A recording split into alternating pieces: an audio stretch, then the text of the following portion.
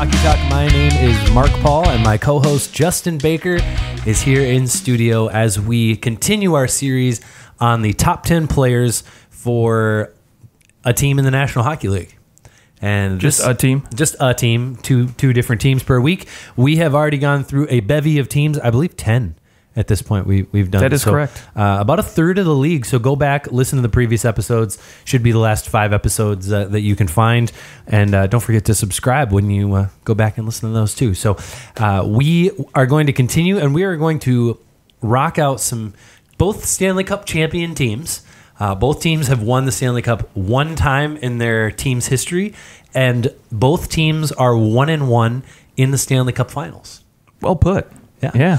So the first team being the Dallas Stars, and the second being the Carolina Hurricanes, who both these teams are a little tough to do, I'd say. Not because they've only haven't been around for that long, which they kind of haven't, but they kind of have, because the Hurricanes were the Hartford Whalers, the Dallas Stars were the Minnesota North Stars, and so finding that balance of including those guys in there is a little tricky, but we're going to make it work.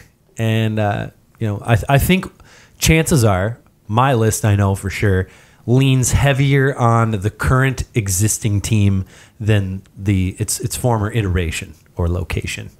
Especially with Minnesota. Minnesota, like, they have a team now, they have the Wild, but they're totally separate than the North Stars, who are Dallas. But we have to go back into the Minnesota. It just kind of gets a little muddy, and you kind of forget about the old Minnesota guys. Whereas at least with Hartford, there's no other Hartford team, so we can. Very true. Wait till we talk about the Coyotes, and then you're like, oh, do we include the Jets? But there's already a Jets now. There's a Jets now. That's so confusing. That is. So I'm confused. Good luck. I'm confused. I don't know how we're going to solve this problem. Okay, well, with that said, which team would you like to begin with? Let's do Dallas. Okay, the Dallas Stars. Our lists are ready, and with that, let's talk about your just missed. Missed. We usually have 2-3 guys on our just missed, guys who they almost make the cut. Yeah, if we were doing a top 15, they'd be in there, but they just don't crack it. And why? They don't crack it. Yeah.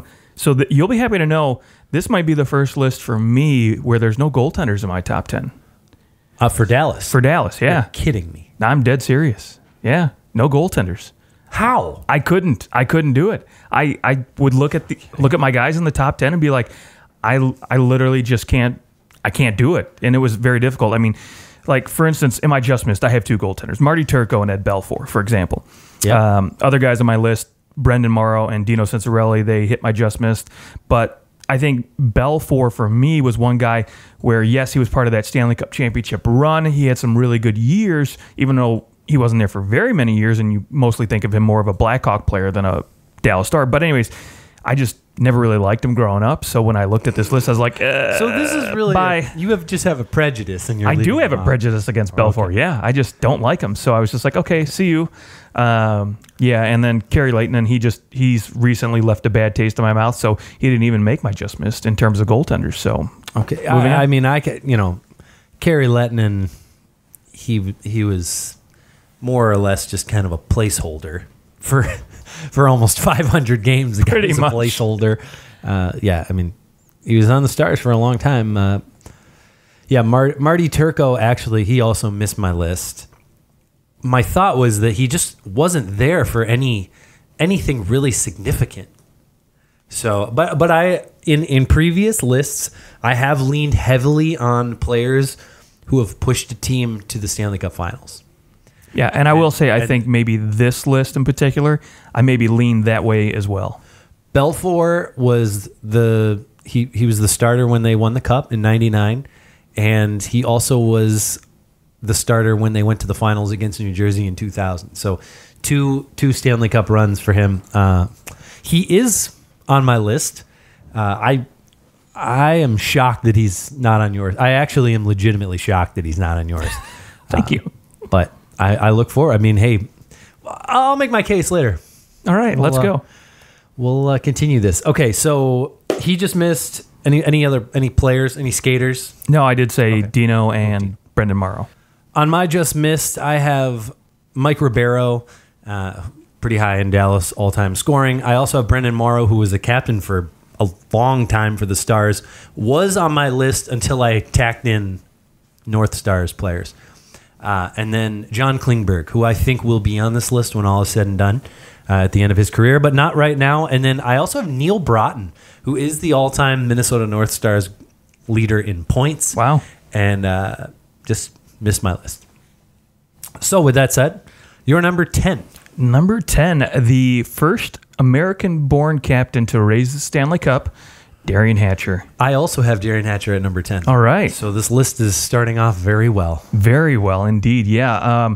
No stranger to the heavy hitting. And speaking of heavy hitting, I watched today's video from yesterday, Cronwall retiring. So a tip of my cap to you, Mr. Cronwall. But much like him, Darian Hatcher was known for throwing his body around and very solid on the blue line as a defenseman for the Stars through their Stanley Cup runs. And there's a reason why, late 90s, early 2000s, this Dallas Stars team was known as just a shutdown defensive team, and he was a big part of that. Yep, never a big goal scorer.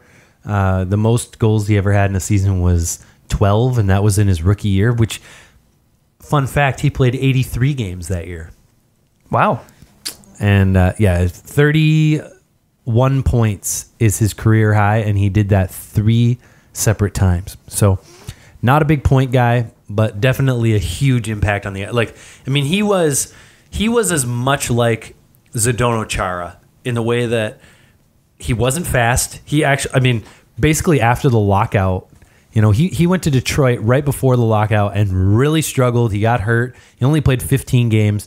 Then he goes to the Flyers, and he just was kind of a shell of himself after the rules opened the game up, and he couldn't can opener people anymore. Right. And so during his era, which is, he played for the Stars. Actually, he also was on the North Stars, 91 and until 2003. He was with the organization. So 13 seasons, I think. He is definitely a reason why they won the cup. He was you couldn't take the puck onto his side of the ice without fear of, getting destroyed. That's which go look up some Darian Hatcher hits and you'll see exactly why he made our list. My number 9 is a guy who missed your list. He was on your just missed, and he is the all-time goal scorer for.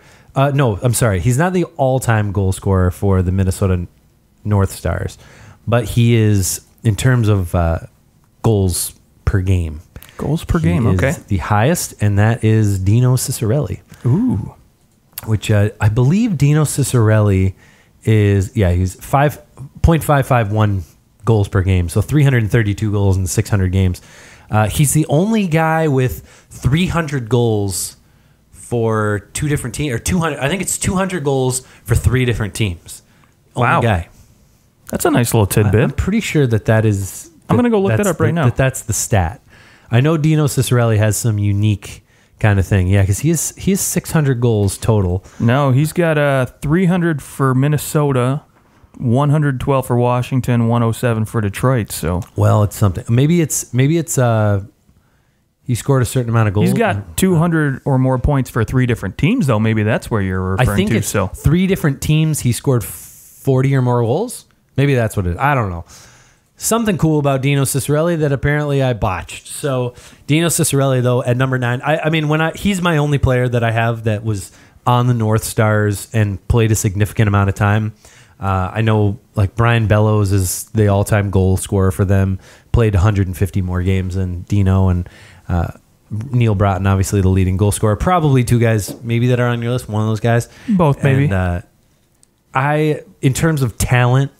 A talent level, Dino Ciccarelli was the guy, and those other 2, they kind of played in an era where goal scoring was way up, so it's hard to look at their stats and go, yeah, those guys were phenomenal. They just happened to play at a time where they were pretty good. I think one of them was, both of them were taken pretty early. Yeah, Brian Bellows was taken 2nd overall, and Neil Broughton later in the 3rd round. But yeah, Brian Bellows was 2nd overall pick, so. He definitely had high expectations, had some 40-goal seasons, and nice player, but just didn't make my list. Yeah, well, number 9 for me, Brian Bellows, almost a point per game for the Minnesota North Stars in his 10-year tenure. Say that 10 times fast. Tenure? 10-year tenure. Which Brian Bellows was actually on the Montreal Canadiens in '93 when they won the cup. Yes, he was. His only cup. But number 2 in goals all time for this franchise when we talk about Dallas and Minnesota, and number 3 all time in points. So for me, he makes my list at number 9. And Neil Broughton won gold in the 1980 Olympics. He was on that USA team. Was he really? Yep. I forgot about that. So I'll give him the tip of the cap for that. Your number 8. Number 8 for me, Joe Nieuwendyk. He is also my number 8. Wow, this is tracking pretty well. List is great. All right. We did not compare lists before the show. Mark actually hides his list, even though both of us have computers open. He hides his on his phone, so I can't see it and change mine mid-show. I wanted to be surprised. All right, well, why don't we move on to number 7 then? Well, I mean, we got to talk about Joe Nieuwendyk. Do we? I mean, sure. Joe Nieuwendyk, he is 8th all time in scoring, right? Like there are guys ahead of him that missed both our lists. Brendan Morrow's 3rd all time in scoring for the Stars. Granted, he did it in far more games, but had about 1,000 more penalty minutes than the next guy. But Joe Nieuwendyk, I think, just played such a key role for this team for so long. I mean, he's a Hall of Fame player, and he's kind of that guy who moved around a little bit. Maybe he wasn't with the Stars for as long as some of these other guys. Only played there for 400 and something regular season games, but had some fantastic playoff years. And in the cup run, he had 21 points in 23 games. So, got to give him that. Very nice. Yeah. Okay. Number 7. 7 for me, Sergei Zubov. Unlike Darian Hatcher, he wasn't known for his physicality, but his offensive production. This was a guy who I think his best season was 70-ish points, something in that range. But yeah, he was a force to be reckoned with on the blue line. He was a guy who could give you 26, 28 minutes a night, every night for Dallas, and he never slowed down at all. He played the game with a good, quick pace, and he was just one of those guys that could get the puck off his stick and to the other blue line just super quick. So for me, just an integral part of their cup run, and a very, very good defenseman. Yeah, so defenseman putting up 66. I mean, he did this for Pittsburgh. He played for Pittsburgh in New York, and I mean, he put up some big points during a time when he had multiple 50-point seasons during a time when goal scoring was way down. I mean, 98, 99, 51 points is fantastic. He had 55, I think, was his career high with Dallas. But yeah, he definitely fantastic player. He's higher on my list. Okay. I'm looking at him like where Darian Hatcher is your big man. Zubov was really a rare type of defenseman in the late 90s where he could really skate and move the puck, and would probably have been much better playing today than he was then. Absolutely. Because of the way the rules are. My number 7 is the man who scored the Stanley Cup winning goal in 1999 with the toe in the crease, and that is Brett Hull. Don't like to talk about that.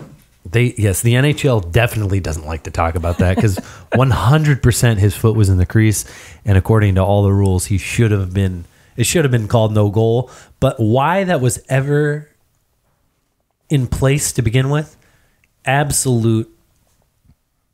Yeah, I'll agree with you. That was just a stupid rule to have. Yeah.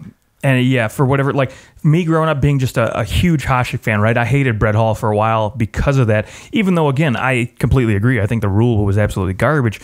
But wanting Hasek to win that cup so badly, I was just so pissed off about it for so long. Until Hasek and Hull both showed up in Detroit and were friends and won a Stanley Cup. And then all was well. So. That's right. Yes. Maybe he did it for him. Maybe he did. He's like, I've robbed this man of a Stanley Cup. I'm going to go sign in Detroit to make up for it. Now, in fairness, some people may say, hey, he didn't really...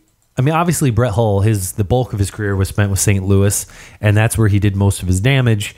But 3 years with the Stars, and he never put up huge numbers. In the year after they won the Cup, he had 79 points. But I mean, he scored the biggest goal in Dallas Stars history. And really, it was looked at, Ken Hitchcock was the coach, and he was looked at like he had to change his entire game to come to Dallas and in order to be effective. And it was kind of this like feeling out process with Ken Hitchcock, and he comes in there and kind of has to change his game. but does it and then scores the biggest goal of his career. It's the one everyone remembers, despite the fact that, he scored 86 one year. He scored not too shabby. He scored over 70 another 2 times. Like, the guy is unbelievable. And then he scored 50 goals 2 more times. And 40 goals a few more times. So, the guy just scored nonstop. Granted, some of those were when goal scoring was out of control, but still late in his career, scoring 30, 37, and then 25 for the Wings.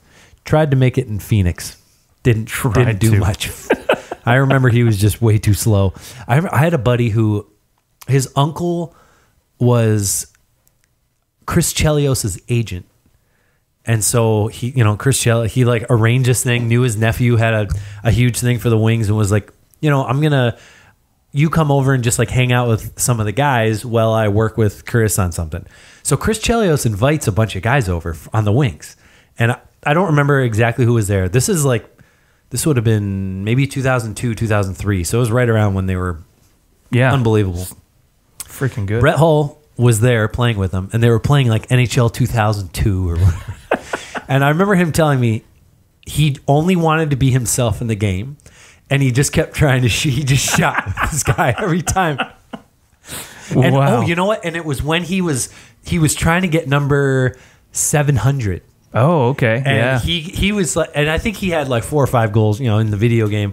And I remember him telling me, he keeps saying, I can score in the game. Why can't I score in real life? Because I think he went like 10 games without a goal, and it was during that drought. That's funny. And then I want to say it was a game or 2 later, he went and he scored his 700th goal. So I said, dude, you were the reason.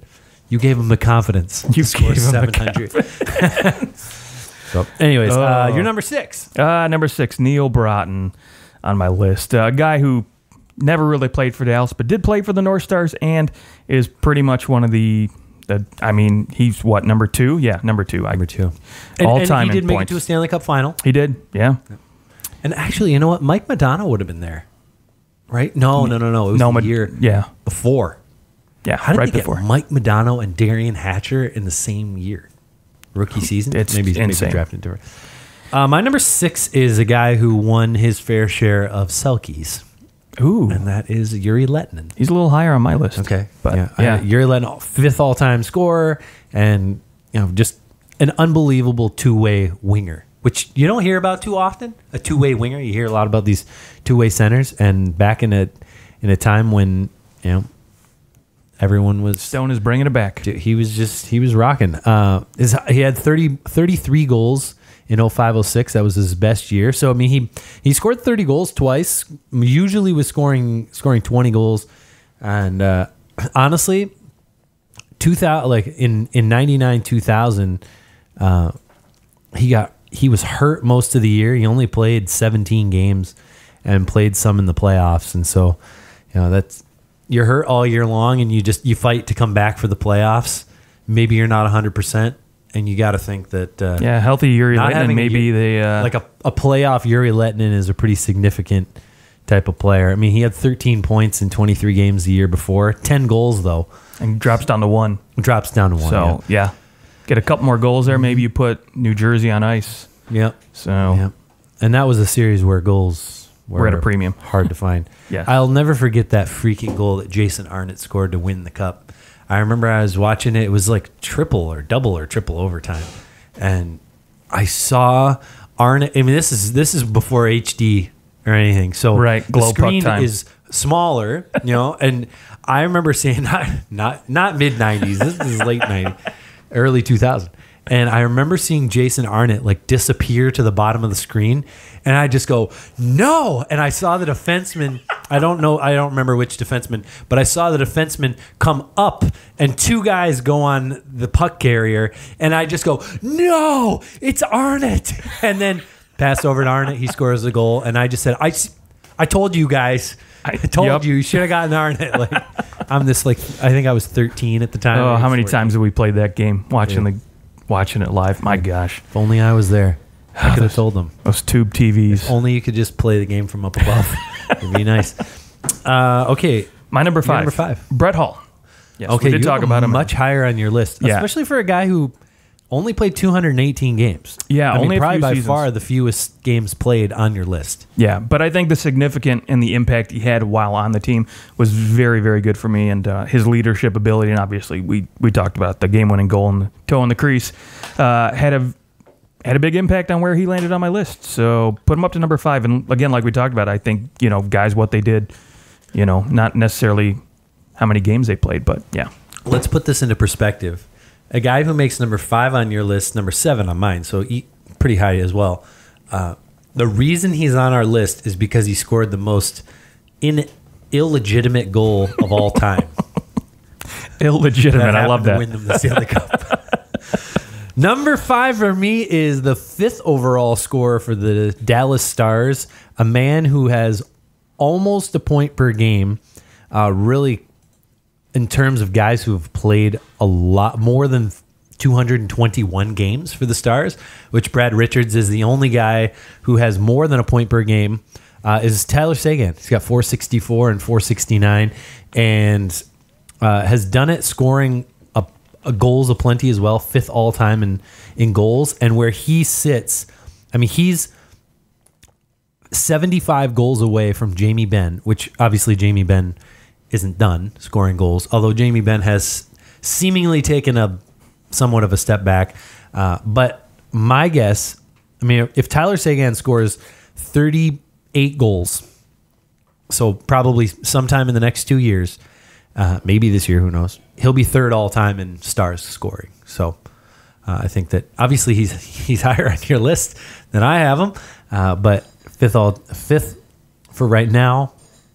He'll move up that list maybe at the end of this year. I look at this and I go, he should be higher. But 5th for me. Yeah, okay. Yeah, number 5 for me. I'm sorry, I just said number 5. Number 4 for me, Yuri Lehtinen. To me, one of the best two-way wingers the game's ever seen. And just his ability to play on both ends of the ice was huge for a Dallas Stars team.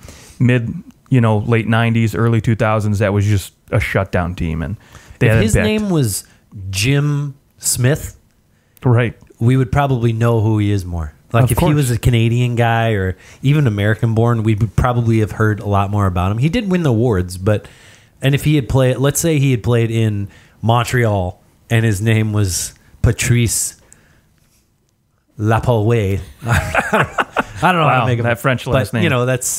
I think he probably gets more play as maybe you're right, one of the best all-time defensive wingers ever. Yeah, and his point totals too weren't anything to get excited about, although he did consistently put up 40 to 50 points every year. There was no doubt he was going to produce when he was healthy. However, he just didn't have any of those 80, 90 point seasons that you think of today. Right. That players But he also need. played in an era where defense was maybe a little more important. Yeah, and he was one of the best. Yeah, never made a mistake. Okay. Number 4 for me is Jamie Benn. Okay.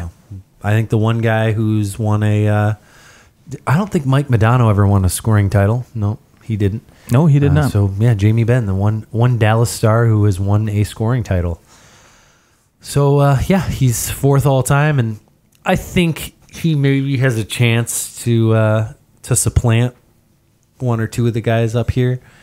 But for right now, I want to see him do something in the playoffs. And to me, that's the big reason why these guys are maybe a little lower for me. Tyler Seguin and Jamie Benn really haven't done much for Dallas in terms of playoff production. Fair. And so the 3 guys ahead of them have all won the cup. And that plays something for me. So okay, I respect that. Yeah, for me, number 3, Tyler Seguin. I think he's probably going to end up being the 2nd best centerman to ever play for this team when it's all said and done. Whether or not he gets that championship is still to be determined. I think they have a very, very good shot this year to do so. They might be my dark horse to win it, but yeah, I can't wait to get to some predictions. We're close. Yeah, we'll talk about that soon. So hang around, keep listening. You might hear a little bit more about Dallas and our predictions later on down the road. But yeah, number 3 for me, Tyler Seguin. All right, my number 3 is Sergei Zubov. Okay, I have him much higher on my list. Yes, you do. I think a huge impact in terms of that Stanley Cup run, and also is the all-time leader in points by a fair margin. And so I think he's up there right now. I think, John Klingberg, looking at what he's been able to do in his first 367 games, he's on pace to do something real special. Probably move way up this list, but Sergei Zubov, to me, the best defenseman who has ever played for this team. Yeah, thus far. No doubt. I think a couple more years, talk to me. You'll hear Klingberg's name on my list. You might even hear Heiskanen's name on this list too. Heiskanen, yep. Dude's freaking unbelievable. He skates like McDavid and plays like Lidstrom. So that is some high praise. I mean, maybe overhyping him a little bit. Who's your number two? Number two for me, Jamie Benn. Okay, you got Jamie Benn a lot higher. Yeah, he's for this franchise, he's number 10 in games played, but he's up there number 5 in points. And I think when it's all said and done, his production will be looked upon as probably maybe number 2 or 3 up there. He'll he'll move up this list, and I still think he's a very productive player, and especially playing with that big 3. I think he has the opportunity to still produce and hopefully get that illustrious championship for this team too. Okay, my number 2 missed your freaking list, Eddie, and it is Eddie Belfour. Okay, I can't believe he's not on your list. He's not. I started making this list, and I just started at 1, went to 2, and I didn't look anything up. I just kind of I like to just make the list off the top of my head and then fill in the blanks. Ed Belfour, to me, I don't think of him as being a Chicago Blackhawk. I think of him as, and he played for the Leafs too. But I think of him as a Dallas Star. That's where he did much of his damage. Can you believe that the Chicago Blackhawks had Dominic Hasek and Ed Belfour at the same time? It's insane. They drafted both of them. They did, yeah. But yeah, Belfour 5 seasons with Dallas. He was unbelievable. Yeah, he was good. His numbers weren't just out of this world good in terms of save percentage, but the goals against, and I think that in a time where nobody was helping the goalies. No, not necessarily, but I mean, again, I think of this team as a whole. Dallas, they were just so good defensively. I think of them more like the New York Islanders, right? They didn't score a ton, and I guess they probably scored a little bit more than the Islanders if we're comparing teams, but much better team. Yeah. This team had Hall of Fame players. Sure, in it. I don't see a Hall of Fame player. But I guess in terms of defensive systems, they're kind of like the New York Islanders in terms of where they kept guys to 1 or 2 goals every night. And Belfour, he had 2 straight seasons of under 2 goals against average. Yeah. So that's is that him or is that the team in front of him? And I kind of looked at it maybe a little bit of both. So, but there's a lot yes, in order to be good, you have to have a good team in front of you. Right? Yeah, of course. There's not too many goalies who you're just well, that guy's team sucks, but he's winning a cup because he's that good. That doesn't, other than Dominic Hasek in the 90s. And that team had some pretty fantastic players on it too. Okay, well, yeah, that's my number 2. And once I think we've pretty much had a consensus number 1, other than the Red Wings. I was our only not consensus number 1. It was. You had Steve Yzerman, I had Gordie Howe. And it is Mike Modano at number 1. Yeah, number 1 in every category across the board for this team. Yep, other than penalty minutes. Right. 1,050 points in 1,142 games, and was just he really didn't get a lot of play for his 2-way game, but he really was a great 2-way center as well. And the team was loaded with these, Joe Nieuwendyk, 2-way center. Mike Modano could fly. Mike Modano was fast before being fast was cool. Right. And he had those white skates back in the day. He used white skates, I think. So tried to play with the Red Wings for a minute. I was excited and disappointed at the same time because he just was. It was odd looking. He was just past it. So okay, well that's the Dallas Stars. Let us know what you think at OT Hockey Talk. We're gonna move right along into the Carolina Hurricanes. I'm gonna give you my 2 just missed. Carolina Hurricanes just missed. I have Jordan Staal, who was on my list, and then I went, I just can't have him on my list because he really has just been a part of a failure of an organization, and he was overrated and really was just the number 1 center on a team that had no one else. So he misses my list, and then Teuvo Teravainen just missed my list. The reason I'm putting him on there is because on some different sites, they had him at 9 and 10 as guys on the Hurricanes. So he's missing my list, though. Don't think he's done enough there. Only played 245 games, and I think there's some guys who are a little better. So. Sure. Okay, respect. My just missed, maybe one guy that made your list. He seemed to show up on a lot of people's lists, but for some reason I looked at other names and I thought, I kind of want to put these guys ahead of him. So no knock on this guy, Eric Cole. and also Jeff O'Neill making my just missed as well. So, yep. Yeah. Jeff O'Neill missed my list as well. All right. Well, and so did pretty much every Hartford Whaler. Yeah. I don't have Gordie Howe made your just missed. I don't have Chris Pronger or like Brendan Shanahan on here. Right. They didn't play in Hartford long enough, and I don't have some of the the forwards that graced our presence in Hartford that were pretty good. Guys like Kevin Dineen and Pat Verbeek didn't make my list. Only one guy who really played for the Hartford Whalers made my list for the Carolina Hurricanes, and we'll hear that portion of the list later. So you're number 10. My number 10, Justin Falk, a guy who is maybe half captain. He serves what? Half cap? It's the away games. He's captain for this team. That's how that works. And then Williams is the home team. So, so Justin Falk, a guy who, even though his name's been thrown around the trading block a few years in a row maybe now, but because they just have an abundance of just quality D-men back there and prospects. But he's consistently performed year in and year out for this team. He's just been up there in terms of production from defensemen. He's consistently good back there. I don't ever have he's one of those defensemen where I would be happy to have him on my team, and just I would never worry about anything he does, and he still puts up the numbers every year. He's the perfect number 3 defenseman in an organization. He can play up, he can be on the second pairing, but he can also be he's a great power play quarterback. Yeah, fantastic. So yeah, he's very serviceable, and he is the highest scoring defenseman in Carolina Hurricanes history, has played the second most games for a defenseman for the Hurricanes, and he actually is my number 9. Okay. My number 10 is Glenn Wesley, who has by far the most games played as a Carolina Hurricanes defenseman, and my guess is Justin Falk will not beat his amount of games, because I think Justin Falk will be dealt at some point, or he'll sign somewhere else, but Glenn Wesley's played 729 games for this organization, which there's really only a couple guys, one guy, who's played more games, and that's a guy who will appear higher on the list. But yeah, Glenn Wesley, he was a part of that Stanley Cup winning team, and he really was the veteran presence on the back end those couple years when Carolina was.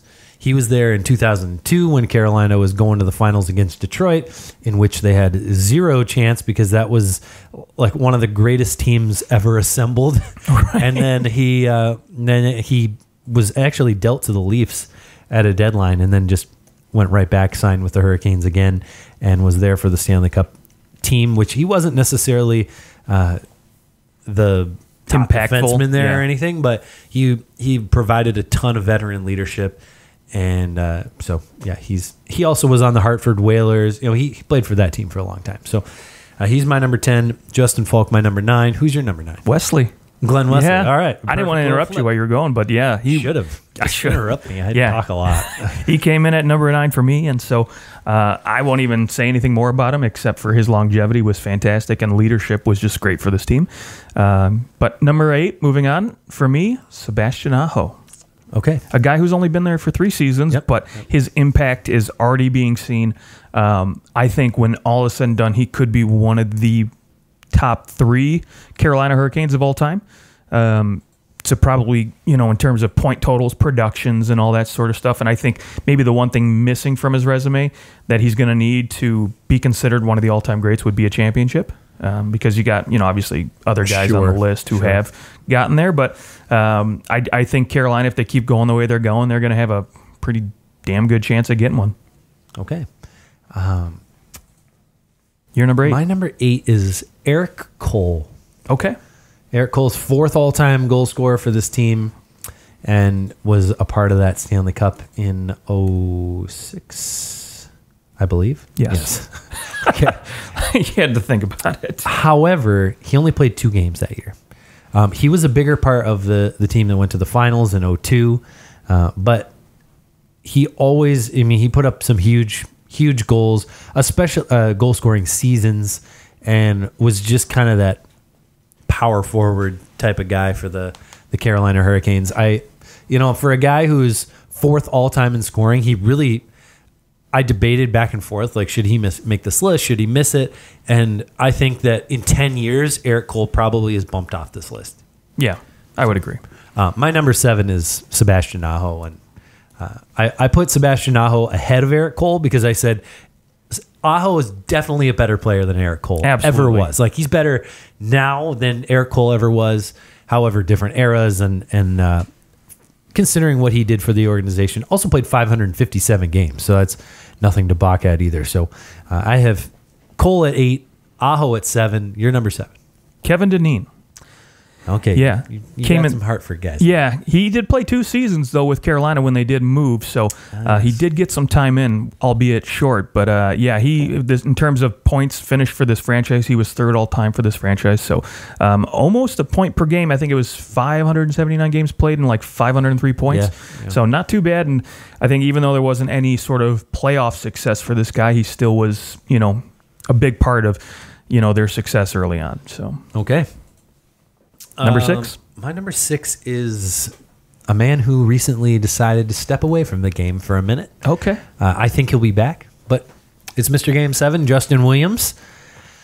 He was I got to watch him play for the Plymouth Whalers, close by here, and as we're both live very close to Plymouth, and was an unbelievable player there. Of course, drafted by the Flyers, and then went to Carolina and was a hoss, had his best year of his career the year that they won the Cup.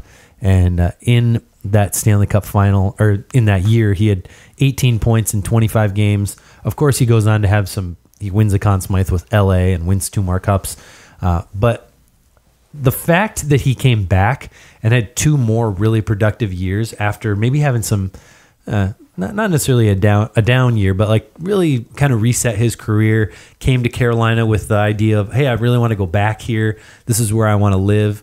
And I really think that was a huge reason for Carolina's turnaround. Like, his leadership kind of provided that loose, hey, let's have some fun here. And I think that he was a big part of that bunch of jerks that kind of formed. Bunch of jerks. And so I can appreciate what Justin Williams did in the past, but also what he is still doing for this team, even though he left for 10 years and then came back, and here he is again making a big impact on the team. And I think he'll be back. I hope he does. I think he just doesn't want to go through training camp. I can't blame him. No, maybe he just shows up, like Mike Fisher at the deadline. And, yeah, why not? And I'm willing to play for 3 months and go on a Stanley Cup run, and I'll be fresh. Why not? And that would be great for this team too. Heck yeah. Absolutely. All right. So number 6 for me, that was your number 6, right? Yep. Yeah. Jeff Skinner. Okay.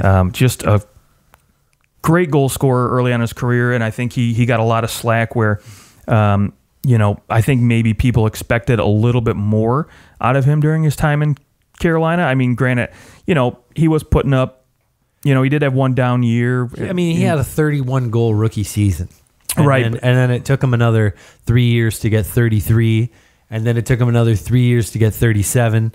And of course, now he's on the Sabres and he goes and he gets 40 goals. And look what happens when you play with someone who's good. Well, there you go. Yeah, but I will say he was a quality player. He still, it's not like his production was terrible outside of, I think, a 31-point season in 14-15.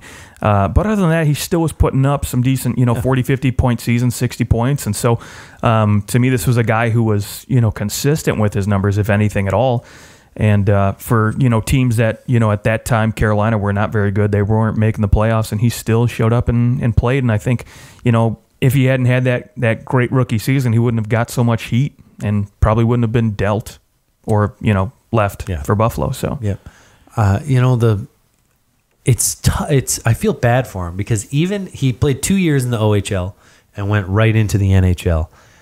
And he's played, since 08-09, he played a year for the Kitchener Rangers. Here we are 10 years later, and the only playoffs he's ever played in was in 2009-10 with the Kitchener Rangers. Yeah, that sucks. They played 20 games in the playoffs. So 20 playoff games and over 788 regular season games, and he's had 20 playoff games. Like Matt Duchene. That's rough. It took him forever to get there. That's rough.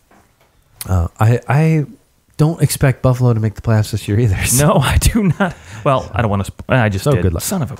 You just spoiled. Let's move on. My number 5 is the only goaltender to make this list, And kind of by default, he's on this list. He's my number 5 as well. I mean, he won a Conn Smythe for this team when they won the Cup in 06. Really got paid based on that one season and was mediocre until then, but he is the franchise leader in just about everything for goalies. More than double than, the next closest guy in terms of wins. 318 wins, or Artur Zerbe is 130. Now, Artur Zerbe was their goaltender when they went to the final in 02, and he was magical. He still had the same dirty-ass white pads that he used when he was a rookie in San Jose. Dirty ass. Cracked me up every time I watched him play in those, but... Yes, Cam Ward, he's also my number 5, just the franchise leader in every statistical category for goaltenders. He's just, what can you say about a guy that, they trusted and gave, he wasn't great, but he wasn't terrible. He still showed up and he produced for this team. He gave him a chance. You never really looked at him and be like, man, he's the reason we're losing, much like Scott Darling, a couple seasons ago. So... he was never that bad, and he, always produced, and I was glad he got to sign a one-day contract before he retired. In 05-06 in the regular season, he had a .368 goals against average and an .882 save percentage. He was 14-8. He goes to the playoffs, and he goes 15-8, .920 save percentage, and .214 goals against. Yeah, he literally had the greatest run, and then he only made the playoffs one other time. Right. Yeah, because the teams in front of him were just never really that good. Yep. So yep. They are actually the last team to win the Cup and then miss the playoffs the following year. They are. That is correct. And I think the last team before that was somebody like a long, long time ago. So. Yeah. Okay, my number 3? 4. Number 4. Number 5 I'm was sorry. Cam Ward. Who's your number 5? Cam Ward was number 4 for me. Oh, okay. No, I'm sorry. I missed. Cam Ward was number 5. My number 4, Justin Williams. I'm sorry. Okay, so you have Justin Williams higher. We have Cam Ward at the same place. Okay, yes, we do. Yeah. So Justin Williams. Justin Williams, yeah. Mr. Game 7. What hasn't already been said? Yeah. So you're number 4. I'm sorry. My number 4 is Jeff Skinner. Okay. I think in terms of talent, incredible player for this team. Really, if he hadn't had some of those concussions, probably does even better. And he sits 5th all-time in games played. He's 3rd all-time in points, and he is 2nd all-time in goals. And so he deserves to be in the top 5 right now. Right now, I agree. I think it'll change, but right now, Jeff Skinner he's like that notch below a superstar. He is a star, but he generally is not the guy that you're looking to. Probably because he's a winger, but it's like he's not quite like an Ovechkin on the wing, but he's really good, and he's been really good for a long time. Right. It seems like he's still really young because he's only 27. Yeah, so he's right in his prime. He's been in the league for 9 years. He came in at 18. Yep. Yeah. Yep. So Jeff Skinner's my number 4. Okay. Number 3. My number 3 is Rod Brind'Amour. As is mine. Okay, yeah, Rod Brind'Amour is the 2nd all-time scorer for this team, and for Carolina at least. And he just always that hard nose, like two-way center, basically your Yuri Lettinen for the Carolina Hurricanes kind of guy. But he actually put up some big points, and is now their coach. Yeah, and a fantastic coach, and he might honestly be in better shape than most of the guys on the Hurricanes. So. That's entirely possible. Yeah, very intimidating for a lot of those players, so they know they can't talk back to this guy, or he might actually throw the gloves. Rod Brind'Amour has almost 1,200 points in just under 1,500 games. Yeah, pretty impressive. The guy played for a long-ass time. Yeah, he had some really good years in Philly as well, and he was still, even at 36, he put up 82 points in 78 games, so nothing to shake your head at. Nothing to shake your head at. Your number 2. Guessing it's probably the same as you. Probably Eric Stahl. Eric Stahl, the all-time leader in points for just the Carolina Hurricanes. 775 points in 909 games. He was phenomenal the year that they went to the finals. 28 game. 28 he should have been the Conn Smythe games. winner, in my opinion. Should have been the Conn Smythe winner. Yeah. He scored 40 once. 33 times for the Hurricanes, and then of course he went on to score 40 for the Wild as well. But Eric Stahl, just kind of your prototypical power forward, had 100 points in 05-06, And he was just unbelievable at that time. Yeah, he's what I refer to now as the poor man's Ryan Getzlaf, basically. Yeah, that's fair. Yeah. And Although I think he might his production now is still going to be better. I think he has the opportunity. I think. Yeah, I mean Ryan Getzlaf and Eric Stahl are really comparable. They are. It's just Eric Stahl didn't have Jordan. He didn't have Corey Perry next to him. Yeah. And I think too, even though his production dipped a little bit, during his last few years in Carolina, I think if it wasn't for that massive contract, he'd still be a Hurricane today. That's probably true. I mean, let's be honest. His dip was he was getting 70 points, and then he had 53 points in 48 games in a lockout year, and then he goes 54 points in 77 games. Then he gets his 33 points in 63 games. But remember that was the year they were talking about trading him. There was a lot of rumors. The team was really bad. And so, I mean, it was, I'm sure, difficult circumstances to play under.